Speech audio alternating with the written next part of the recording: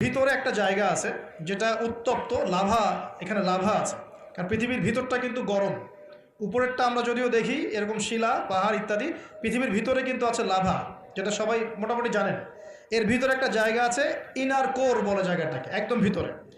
তো এখনকার সাম্প্রতিক গবেষণা বলছে যে ভূমিকম্পগুলোর প্রভাবে, পৃথিবীতে যত ভূমিকম্প হয়েছে এর প্রভাবে ইনার কোর আগে যেদিকে ঘুরতো এখন উল্টা দিকে ঘোরা শুরু করেছে। নাউজুবিল্লাহ। মনে রাখবেন, কিয়ামতের অন্যতম আলামত কিন্তু সূর্য পশ্চিম দিক থেকে উঠবে আর সময় সংক্ষিপ্ত হয়ে আসবে। নবীজি বলেছেন যে একটা বছর চলে যাবে একটা মাসের মতো, একটা মাস চলে যাবে একটা সপ্তাহের মতো, একটা সপ্তাহ যাবে একটা দিনের মতো, একটা দিন যাবে কেমন, নবী এটাও বলেছেন। নবীজি বলছেন একটা দিন যাবে একটা ঘন্টার মতো। মানে ঘন্টা মানে কি, যে ম্যাচের কাঠি জ্বালাতে যতক্ষণ সময় লাগে এতটুকু সময়ের মধ্যে মিনিট চলে যাবে। আপনাদেরকে নিউজ দেয়, চায়নাকে নাম তো শুনেছেন। চায়না একটা বাঁধ নির্মাণ করেছে, কৃত্রিম বাঁধ। ওর দেশে একটা কৃত্রিম বাঁধ নির্মাণ করেছে। এটা এত শক্তিশালী বাঁধ, ওখানে এত রড সিমেন্ট আর এই ম্যাটেরিয়ালস ইউজ করা হয়েছে, যেটা এই পাকিস্তান, তারপরে ইন্দোনেশিয়া, হ্যাঁ, বাংলাদেশ, এই যে দেশগুলো আছে, এই পুরো দেশটাকে, এই পুরো দেশের একটা বড় অংশকে এই কংক্রিটের নিচে ঢেকে ফেলা সম্ভব। এত বেশি কংক্রিট এখানে ইউজ করা হয়েছে, চায়না ইউজ করেছে, ওরা ইউজ করেছে। এবং বিশাল একটা পানির ফ্লো তারা সৃষ্টি করেছে, কৃত্রিম, এটা কিন্তু ম্যানমেড।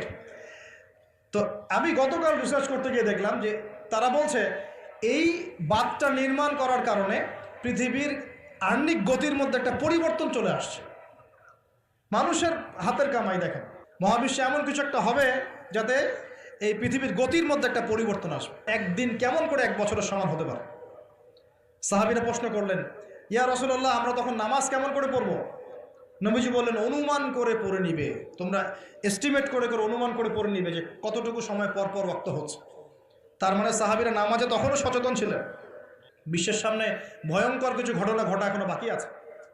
বিশ্বটা এমন থাকবে না, এখন যা দেখছেন সব এমন থাকবে না। নবীজি বলছেন জ্ঞান উঠে যাবে যখন, এটা উঠে যাচ্ছে দিন দিন। মানুষকে এখন শেখানো হচ্ছে মানুষ বানর থেকে সৃষ্টি হয়েছে। এগুলো জ্ঞান, এগুলো জ্ঞান। ইসলামের জাজল্যমান ইতিহাসগুলোকে মানুষ ভুলে যাচ্ছে, এগুলো জ্ঞান। মানুষকে শেখানো হচ্ছে সমকামিতা ভালো জিনিস, এগুলো জ্ঞান। সমকামিতা ভালো জিনিস, এটা এটা ব্যক্তি স্বাধীনতা। শেখানো হচ্ছে মানুষকে যে পর্দা এগুলো কুসংস্কার, পর্দা কি কুসংস্কার, এগুলো জ্ঞান। জ্ঞান কাকে বলে? ওয়ুকবাদুল ইলম, মানে জ্ঞান উঠে যাচ্ছে, কবজ করে নেওয়া হচ্ছে। আর দেখেন আরেকটা হাদিসে আসছে, আল্লাহ পাক কিন্তু কোরআন হাদিসকে তুলে নেবেন না।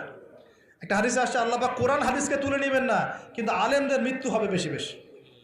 আলেমদের জান কবজ করার মধ্য দিয়ে আল্লাহ পাক জ্ঞান উঠিয়ে নেবেন। একটু দেখেন না কয়জন আলেম আছে মাঠে, দেখেন তো কয়জন আলেম। আলেম তো অনেকেই আছে আলহামদুলিল্লাহ, কিন্তু বরেণ্য ওলামা যাদের কথা হাজার লক্ষ কোটি মানুষ শোনে, এমন আলেম কয়জন আছে দেখেন। আস্তে আস্তে প্রবীণ আলেমরা সব চলে যাচ্ছে। আর যে প্রজন্ম আমরা তৈরি করছি, এই প্রজন্মের কতজন ইলম অর্জন করে ওই চ্যালেঞ্জ বুকে নিয়ে জাতিকে সংস্কারের জন্য নেমেছে দেখেন একটু। আমাদের উপর দুনিয়া পেয়ে বসেছে। আমাদের চিন্তা হচ্ছে মসজিদ ইমামতি নিয়ে, একটা তারাবি পড়াবো, ইমামতি করবো, একটা মাদ্রাসার মোহতামিম হবো। এতটুকুই আমার চিন্তা স্বপ্ন কেন? স্বপ্ন থাকতে হবে যে আমি আমার জ্ঞান দিয়ে উম্মাকে পরিবর্তন করবো ইনশাআল্লাহ, এবং আল্লাহর জন্য করে ছাড়বো ইনশাআল্লাহ। তার এরকম চ্যালেঞ্জ নেওয়ার মানসিকতা আছে কয়জনের, খেয়াল করে দেখেন। আর হিউজ এই যুব সমাজ যারা জেনারেল লাইনে পড়ছে, তাদের মধ্যে কয়জন আলেম হচ্ছে একটু চিন্তা করেন। আর যারা দুই একজন উঠে আসার সুযোগ পাচ্ছে, তাদেরকে আবার মানুষ বুক ভরে রিসিভ করছে না, তারা হেল্প পাচ্ছে না, সহযোগিতা পাচ্ছে না, বরং হিংসার শিকার হচ্ছে, বিদ্বেষের শিকার হচ্ছে, আগ্রহ হারিয়ে ফেলছে। তা আমি এখানে এসে কী করবো, আমাকে তো বুকে টেনে নেয় আর কেউ নেয়, এমন মনে হচ্ছে মানুষের কাছে। তো জ্ঞান উঠে যাবে, কিন্তু শুধু কোরআন সুন্নাহ আল্লাহ পাক তুলে নেবেন না, এমনটা আল্লাহ পাক বলেন নাই। আল্লাহ বলেছেন, তার নবীর মাধ্যমে জানিয়েছেন যে আলেমদের মৃত্যু হবে, সংখ্যা কমে যাবে। সংখ্যা বেড়েছে না কমেছে? তা আল্লাহ পাক আমাদেরকে বোঝার তৌফিক দান করুন। আমরা এখন আলেম হই নাই, যে শব্দগুলো আমাদের সামনে ইউজ করা হয়, কসম আল্লাহর, এগুলোর সাথে আমাদের কোনো সম্পর্ক নেই। এখন আমরা শুধু তালেবে ইলম আছি। আর আমি দোয়া করি আমি তালেবে ইলম অবস্থায় থাকতে চাই, কারণ জ্ঞানের কোনো শেষ নাই। দোলনা থেকে কবর, জ্ঞান অর্জন করতেই থাকতে হবে। নবী মুসা আলাইহিস সালাম পর্যন্ত জ্ঞান অর্জন করতে গিয়েছেন খিজরের কাছে আলাইহিস সালাম, জান নাই? নবী মুসা আলাইহিস সালাম বলছেন আমি সবচেয়ে জ্ঞানী মানুষ। আল্লাহ পাক বলছেন না, তুমি সবচেয়ে জ্ঞানী মানুষ না, ওই যে আমার বান্দা খিজর, ও জ্ঞানী মানুষ। তখন তিনি বলছেন আমি তার সাথে দেখা করতে চাই, জ্ঞান শিখতে চাই। হাল আত্তাবিউকা আলা আন তুআল্লিমানি মিম্মা উল্লিমতা রুশদা। তিনি গিয়ে বলছেন আমাকে কি আপনার সাথে রাখবেন, আল্লাহ পাক আপনাকে যা শিখিয়েছেন তার থেকে কিছু শেখাবেন? কে বলছে? নবী মুসা আলাইহিস সালাম। তো নবী মুসা আলাইহিস সালাম তালেবে ইলম হতে পারেন, আর আমরা কি বিয়া হয়ে গেছি নাকি? তো এই আন্তর্জাতিক খ্যাতি সম্পন্ন হাবি জাবি এগুলো বয়কট করেন, দরকার নাই এগুলো কোনো দরকার নাই। এমনি আমরা তালেবে ইলমে থাকতে চাই। আর আমরা শুধু দায়ী মাত্র, আপনাদেরকে হয়তো দাওয়াত দিতে পারবো, কিন্তু ফিকহের কঠিন মাসআলাগুলো, গভীরতা, এগুলো আমরা বলতে পারবো না, এগুলো মুফতি সাহেবরা বলতে পারবেন। তো বরেণ্য ওলামায়ে কেরামদের সংখ্যা কিন্তু কমছে। আমরা দোয়া করি আল্লাহ পাক সমস্ত মজলুম ওলামায়ে কেরামকে মুক্তিদানের ব্যবস্থা করুন, এবং আল্লাহ পাক বাংলার জমিনে আলেমদেরকে দিয়ে ভরিয়ে দিন ইনশাআল্লাহ। আর জাহেলদেরকে আল্লাহ পাক আলেমের জায়গায় আনা থেকে আমাদেরকে হেফাজত করুন বলি। আর আমাদের সবাইকে এই ট্রল পাগল হলে চলবে না, ইস্যু পাগল হলে চলবে না, সমালোচনা সংস্কৃতি লালন করা যাবে। আপনি মানুষ তৈরি করেন, মানুষ তৈরি করা অনেক কঠিন, নামিয়ে দেওয়া সহজ। আমরা এই জায়গায় আসতে অনেক কষ্ট করতে হয়েছে, কিন্তু নামানো কিন্তু খুব সহজ। একটা ইস্যু দিয়ে নামাতে পারে না, এই জায়গায় আসতে কিন্তু অনেক কষ্ট করতে হয়। অতএব আল্লাহর দ্বীনের সাথে গাদ্দারি করলে আল্লাহ পাক ছাড়বেন না, কিন্তু এটা মাথায় রাখবেন। আল্লাহ পাক আমাদের সবাইকে বোঝার তৌফিক দান করুন। নবীজি বলছেন কখন এই ভূমিকম্পগুলো আসবে, সিরিজ ভূমিকম্পগুলো কখন আসবে? যখন জ্ঞান উঠে যাবে এবং জালজালা বাড়বে, ইয়াতাকারাবু জামান, জামানা কাছাকাছি চলে আসবে। আরও বলছেন নবীজি যে তোমাদের মাল সম্পদ বৃদ্ধি পাবে, ফায়াফিদু, এবং মাল সম্পদ উপচে পড়বে তোমাদের।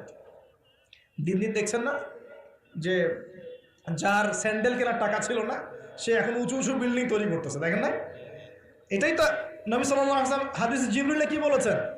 ওয়ান তারাল হুফাতাল উরাতাল আলাতা রিয়া আশ-শাই ইয়াতাতাওয়ালুনা ফিল বুনিয়ান। নবীজি বলছেন কিয়ামতের অন্যতম নিদর্শন হচ্ছে সমাজের নগ্ন পদের খালি গায়ের রাখাল শ্রেণীর মানুষ উঁচু উঁচু বিল্ডিং নির্মাণের প্রতিযোগিতা করবে। এমনটা হচ্ছে না? সম্পদ বাড়ছে মানুষের, এটাও একটা কিয়ামতের সাইন। নবীজি আরও বলছেন ওয়াজাহরাতিল কায়নাত ওয়াল মুগান্নিয়াত, এবং বেশি বেশি বাদ্যযন্ত্র এবং নায়িকা নর্তকী এগুলো হচ্ছে না, এগুলো বাড়ছে।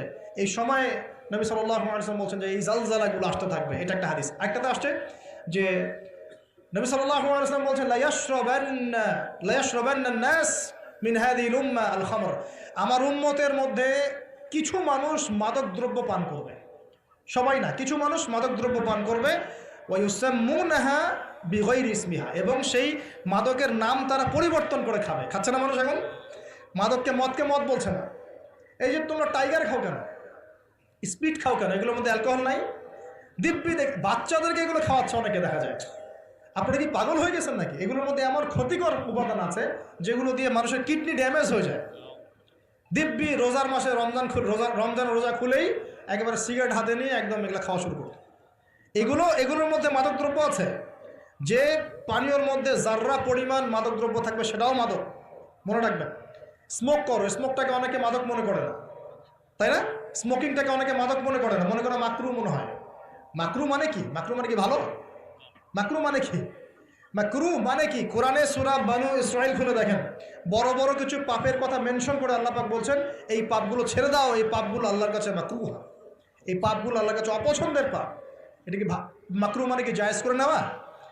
সিগারেট খাওয়া বন্ধ করেন, ওয়াদা করেন আমার সাথে যে আজকে থেকে কোনোদিন সিগারেটে হাত দিবেন ইনশাআল্লাহ। কোনো প্রকার এইসব টাইগার মাইগার স্পিড খাবেন না, এসব ভালো জিনিস না। ভালো কিছু খান না, ভালো কিছু খান।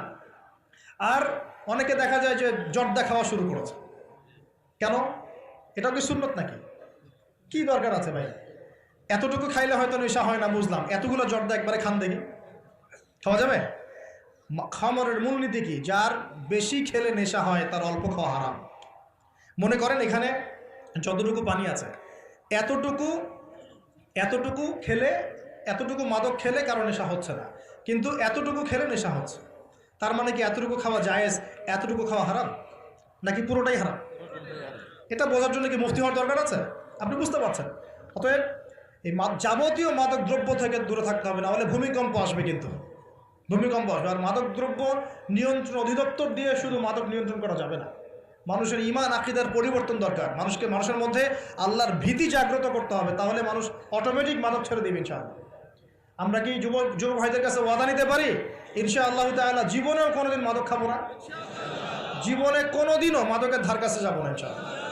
আল্লাহ পাক সাক্ষী থাকুন, আল্লাহ কবুল করুন, আমিন। প্রিয় ভাইয়েরা, এটা নবীজি বলছেন লা ইয়াশরাবান্নান নাস মিন হাযিহিল উম্মতি খামরুন, আমার উম্মতের কিছু মানুষ খামর মাদক পান করবে, ওয়া ইউসাম্মুনাহা বিগায়রি ইসমিহা, এর নাম রাখবে ভিন্ন, অন্য নামে ডাকবে, মাদক বলে ডাকবে না। আর কি করবে? ইউজাফু আলা রুউসিহিমুল মাআজিফ, মাআজিফ মানে হচ্ছে বাদ্যযন্ত্র। মাআজিফ মানে কি? বাদ্যযন্ত্র। এখন বলেন তো মাথার কাছে বাদ্যযন্ত্র থাকবে মানে কি? ইয়ারফোন, ব্লুটুথ, এই যে আপনি যে মাথায় কানে দিয়ে রাখছেন, মাথায় আছে না? দেখেন নবী সাল্লাল্লাহু আলাইহি ওয়াসাল্লাম কতদিন আগে, 1400 বছর আগে এই হাদিস বলে গেছেন যে ওই সময় আমার উম্মতের একটা অংশ এরকম করে হেডফোন দিয়ে মাথা দিয়ে গান শুনবে, কানের ভিতরে গান মিউজিক চলবে, চলছে না? ওয়াল মুগান্নিয়াত, এবং তারা গায়িকা নায়িকা নর্তকী নাচাবে, নাচায় না মানুষ? শহরগুলোতে গিয়ে দেখেন খালি গায়িকা নর্তকীর, শহরে যাওয়া লাগে, ফেসবুক ইউটিউব ঢুকলেই তো দেখা যায়, সবখানেই নাচতে আছে আর কি। মেয়েদেরকে নিয়ে আমি কালকে লেকচার দিব ইনশাআল্লাহ, ওদেরকে অনেক কিছু বলার আছে, অনেক কিছু বলার আছে। কারণ সমাজের একটা বড় ক্ষতি হচ্ছে এদের কারণে, সমাজের একটা বিশাল ক্ষতি হচ্ছে বেপর্দা মেয়ের কারণে। বহু দিনদার পরেশগার যুবক পর্যন্ত ঈমান হারাচ্ছে এদের কারণে। আর বাসায় তো এদের বাপ নাই মনে হয়, বাপ নাই, ভাই নাই, স্বামী নাই, কেউই নাই, এদেরকে বোঝানোর কেউ নাই। অনেক দিনদার ছেলে পর্যন্ত এদের ফিতনায় দিন হারিয়ে ফেলছে। আর এখন কিছু কিছু ওয়াইজ বের হয়েছে, প্রেম বিশেষজ্ঞ, মানে বসে বসে প্রেমের আলাপ করতে পারলে মাত্র, আর এগুলো নিয়ে টল করতে করতে ভাইরাল সব ইউটিউব ফেসবুক, চুলকা চুলকে সুরসুরি আলাপ করতে ভালো লাগে খালি। এই হারাম সম্পর্কের ভিত্তি ঘুরাই দিতে হবে। আমি বারবার বলি তোমাদেরকে যে একটা হালাল রিজিকের সোর্স তৈরি করো, তাড়াতাড়ি বিয়ে করে ফেলো। বিয়ে ছাড়া যৌন চাহিদা, লজ্জাস্থানের হেফাজত, এগুলো করার কোনো বিকল্প কোনো পথ নাই, বিকল্প কোনো পথ নাই। যে পথগুলো দেখা যায় এগুলো হতাশা আরও বাড়াই দিবে, এগুলো আপনাকে আরও জানোয়ার বানায় ফেলবে ভিতর থেকে। মেয়েদের ইজ্জত আবরু রক্ষা করা খুব চ্যালেঞ্জের কাজ। মেয়েদের ইজ্জত আবরু রক্ষা করা এত চ্যালেঞ্জ যে কোনো মেয়ে ধর্ষিত হতে পারে।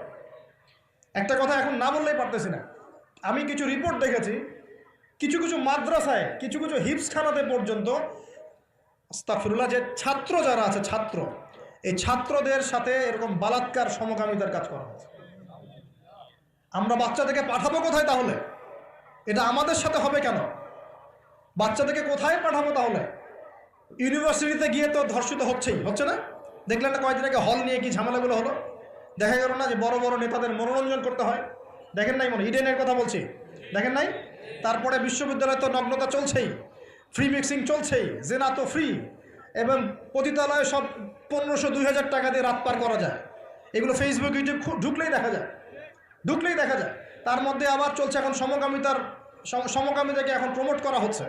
আবার এখন দেখা যাচ্ছে আস্তাগফিরুল্লাহ, কিছু ধর্মীয় প্রতিষ্ঠানেও সমকামিতা ছড়িয়ে পড়ছে।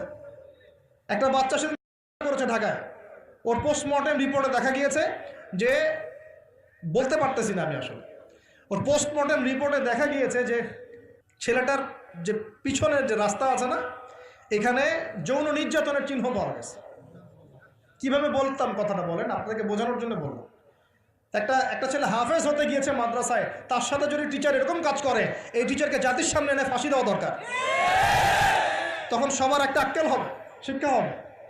পাপ তো পাপই, আলেম করলেও পাপ, জালেম করলেও পাপ, নাকি ওটা মাফ হয়ে যাবে নাকি? এই ঘটনাগুলো ঘটছে কেন? কেন ঘটবে এই ঘটনাগুলো? আল্লাহ পাক আমাদের সবাইকে বোঝার তৌফিক দান করুন। আর এই ঘটনাগুলো ঘটার অন্যতম কারণ হচ্ছে মানুষ ভিতর থেকে এগুলো যখন মোবাইলে দেখা শুরু করে, দেখতে দেখতে দেখতে দেখতে ভিতরটা পশুর মতো হয়ে যায়। তখন শুধু মানুষ না, বাচ্চাকে পেল করবে, গরু ছাগল। আমি কিয়ামতের আলামতের হাদিসগুলো টুকটাক